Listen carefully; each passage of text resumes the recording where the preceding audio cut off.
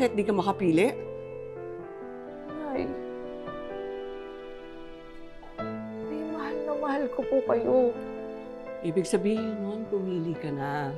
Pero kasi hindi ko maiwan yung mga plano eh. Umpisa na po namin, Nay. Susuwayin mo na naman ako? Bakit ba ako magtataka pa na uulitin mo uli yan, ha? Hindi naman po sa ganun. Nagsasabi lang ako ng totoo, Gigi. Hindi ba noon, pinilit-pilit mo yung gusto mo magpakasal kay Jared? Anong nangyari sa atin? Di ba? Naging trahedya ang buhay natin. Nay, hindi naman po sa ganun. Halika na. Nay. Kung ayaw mong lumayo dito at mawala sa gulong ito, ako ang aalis. Nay. Nay.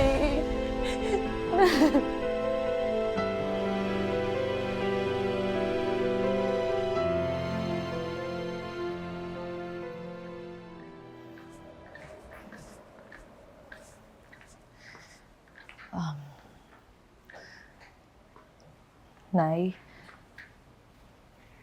pwede po ba tayo mag-usap?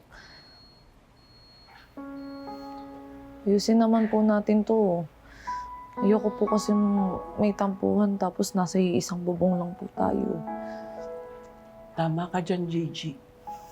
Hindi maayos ang sitwasyon natin habang nakatira tayo sa iisang bubong. Kaya kinausap ko si attorney at pumayag naman siya na doon ako tumira sa kanya pansamantala. Nay, hindi naman ho ganun yung ibig kong sabihin. Ayoko pong umalis kayo dito. Yun ang gusto ko, Gigi. Para magkaroon ka ng pagkakataon mag-isip kung tama ba yung ginagawa mo. Nay, huwag na kayong umalis. Diba nag-promise ka sa akin na hindi tayo maghihiwalay? Ikaw ang nang-iwan sa ere, Gigi. Ikaw ang nang baliwala. Mas pinili mo na maniwala at sundin si Sofia kaysa sa sarili mong ina. Ay naman eh, hindi naman gano'n. Ay naman eh.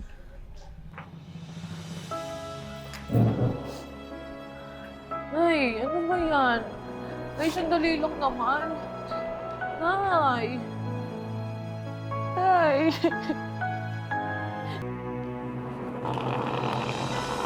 Nay!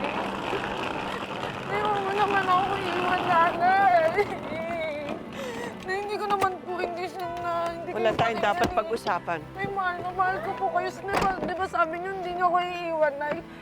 Nay, kahit pagalitan niyo po ako araw-araw, okay lang. Attorney. I'm sorry, Gigi. Nay, ano mo naman kayo?